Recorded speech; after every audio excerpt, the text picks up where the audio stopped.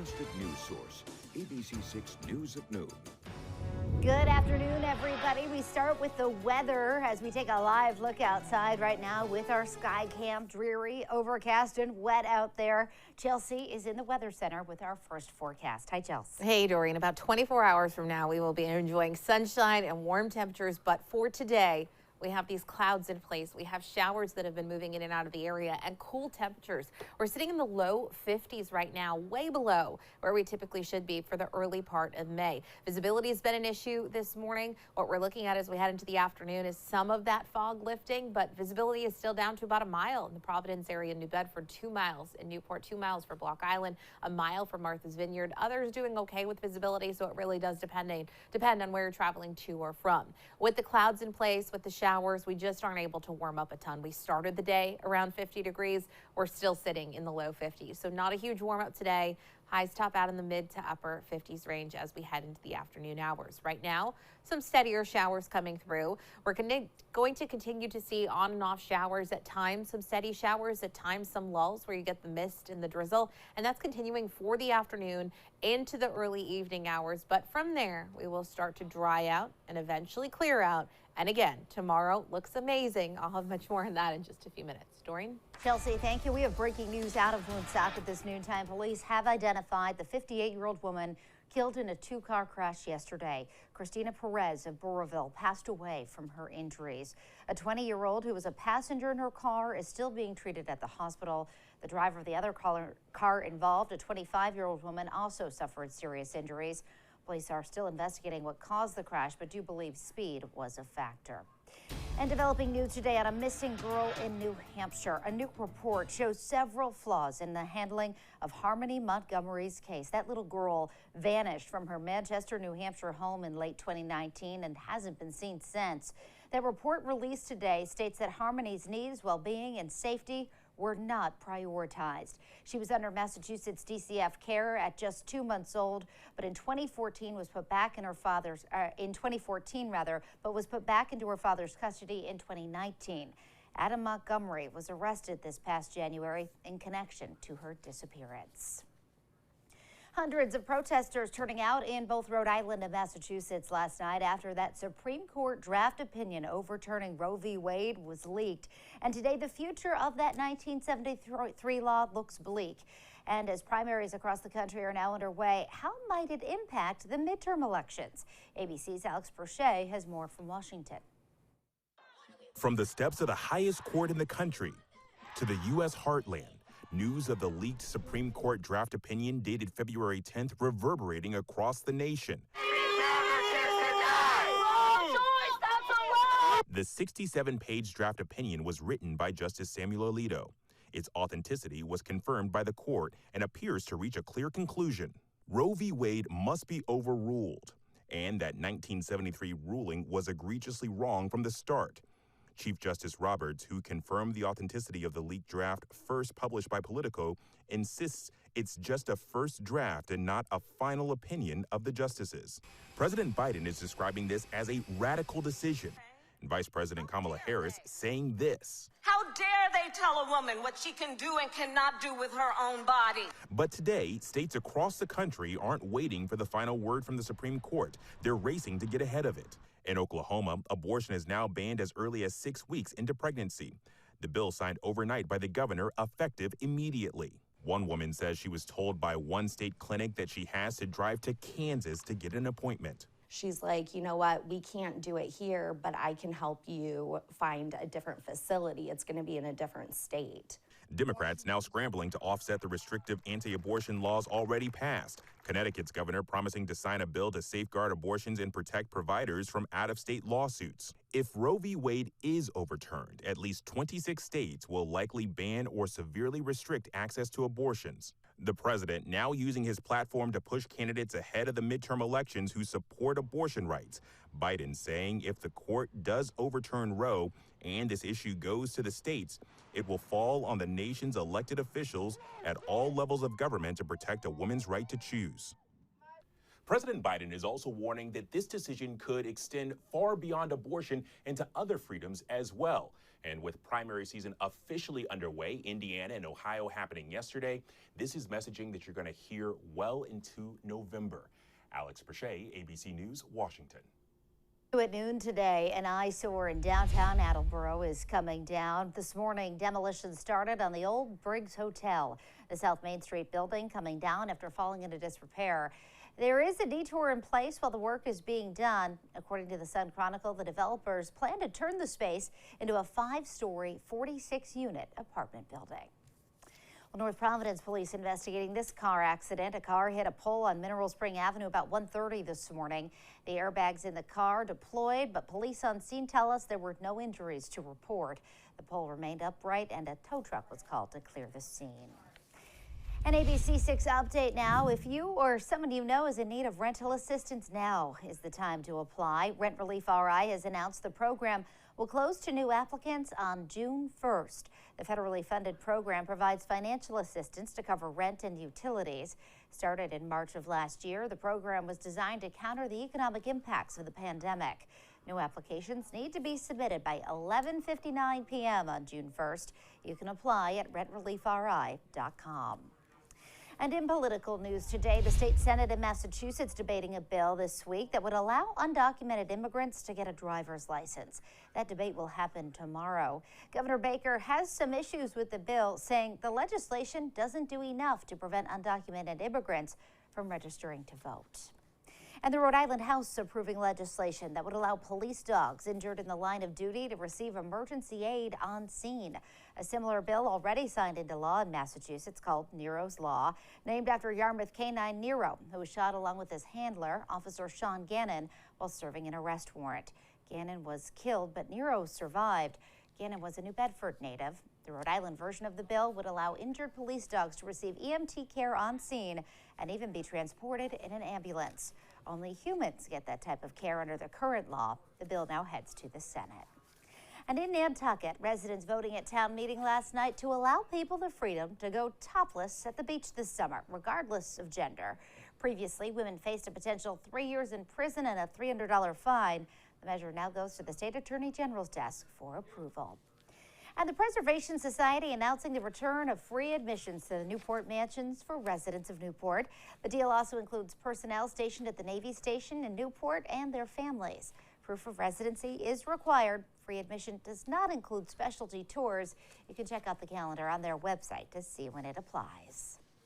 There is much more still to come here on ABC6 News at noon. Comedian Dave Chappelle attacked on stage. We have the details. Plus, new video showing the escape of an inmate from a prison in Alabama. And another Washington event where multiple attendees have now tested positive for COVID.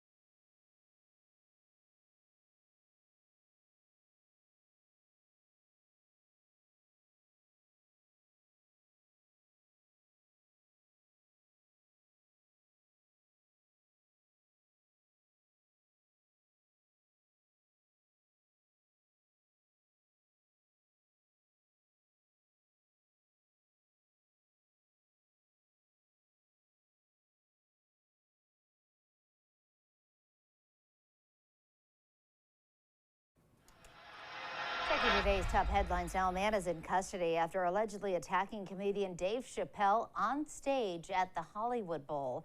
The LAPD says this happened last night during the Netflix is a Joke festival, currently going on in LA.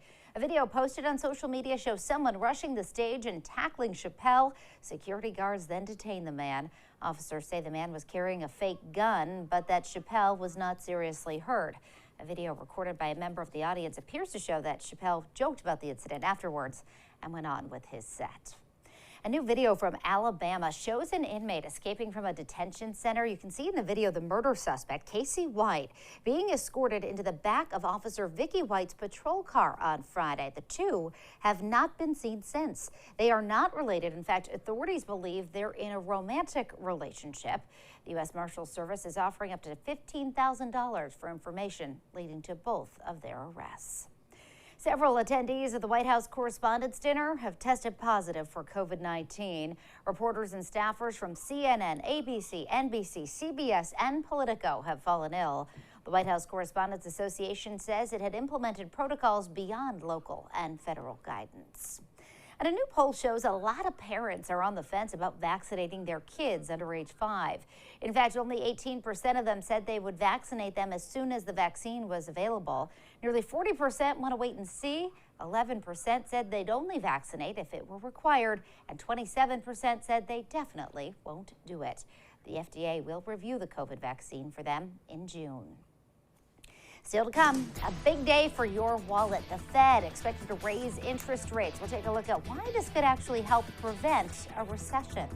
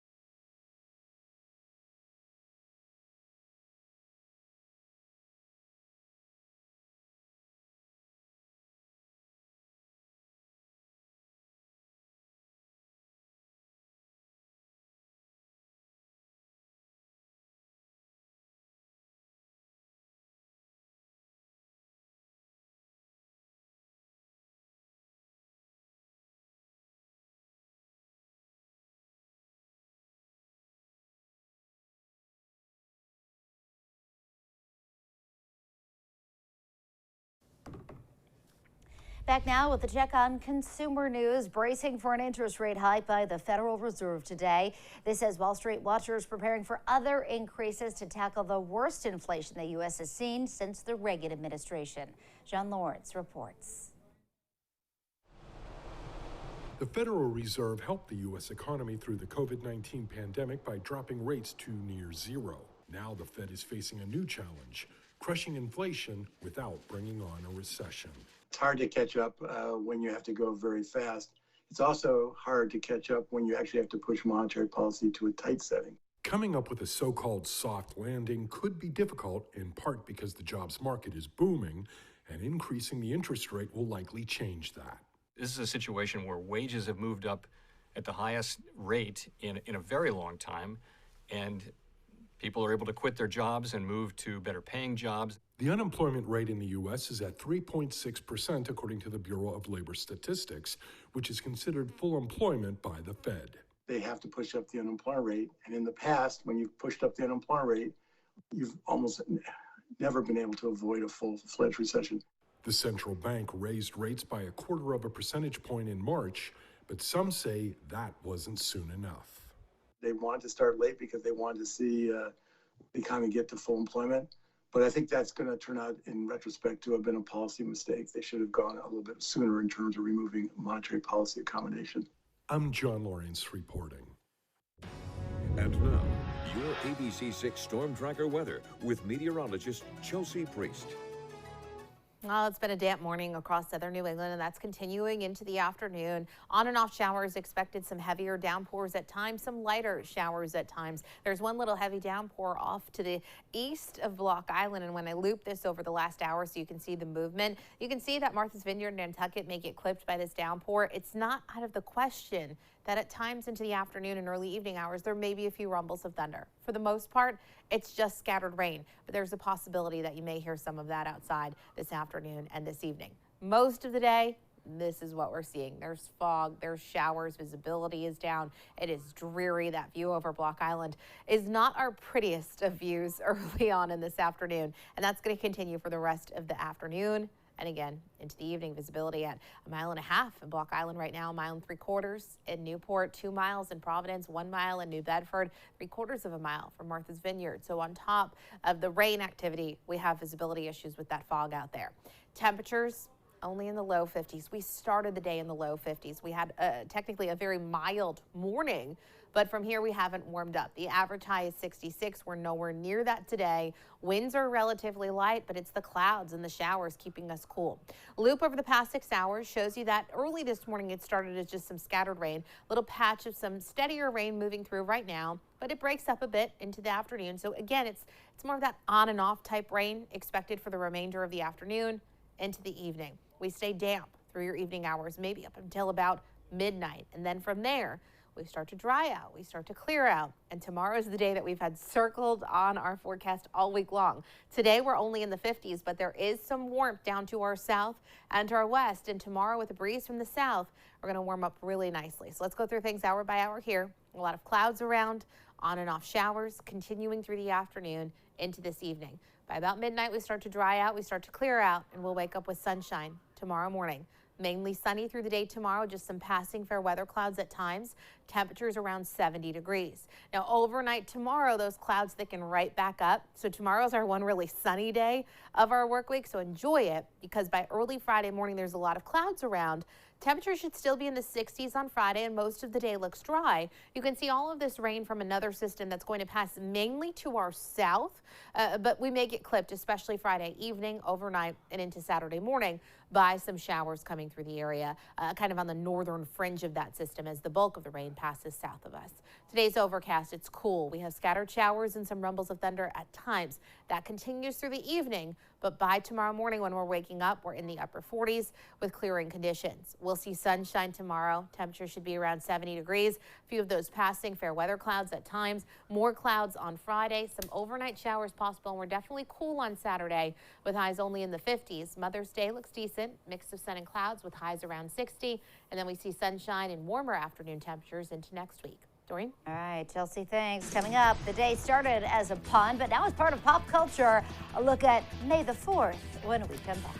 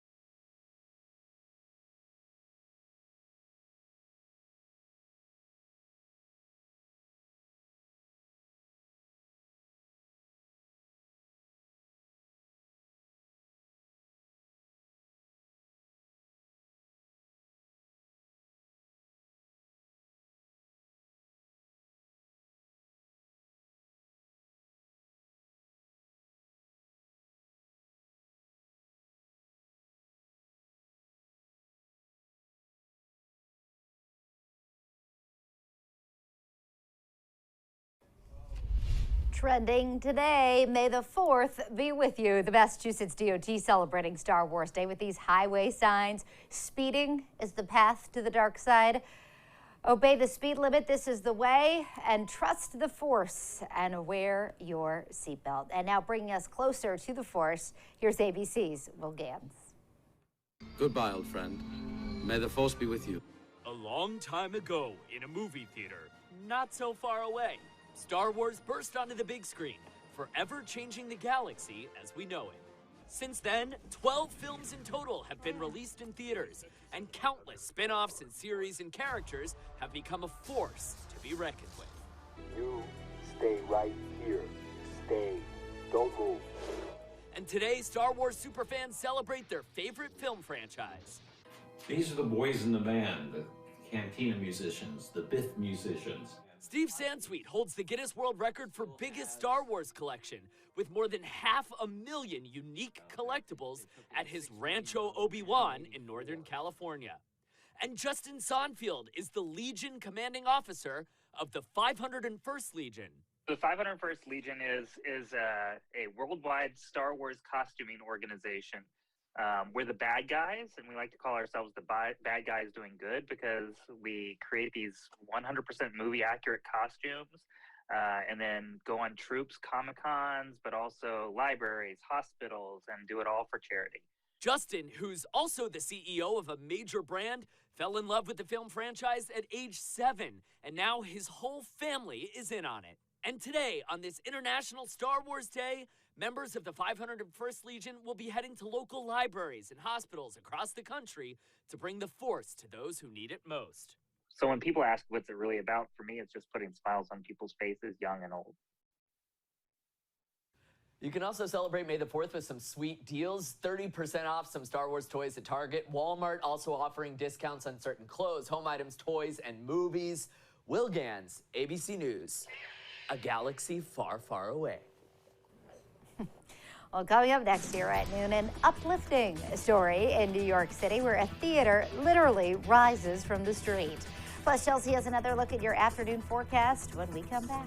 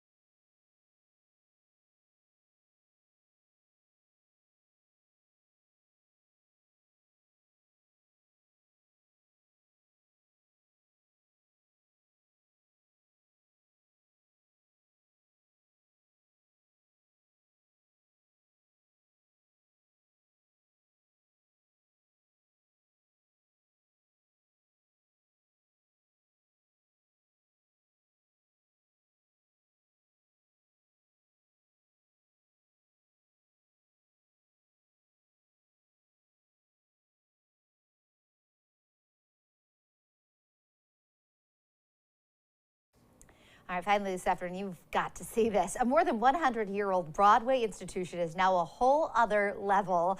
Look at this. The historic Palace Theater on Broadway lifted some 30 feet over the course of 4 months. 34 hydraulic lifting posts pushed the 14 million-pound theater box upward to the 3rd floor of the building, and that ended up freeing up some 100,000 square feet of retail space at the street level. But this is a theater, Chelsea, that opened in 1913, and to think they just, got under there and pulled it up. That is crazy. Nuts, right? That's going to keep happening in Right. New York. If it doesn't tell you what real estate is in the city, I don't know what does. Higher and higher and higher. Isn't that nuts? That's wild to see that Pretty time cool. lapse. But they preserved the history. Of so course. That's good too. No, that's important. Of course. Very cool, though. We have such a crummy day outside today. It's overcast. It's rainy. It's cool. But if we can make it through today, and we can, tomorrow will look so much better. It'll be sunny.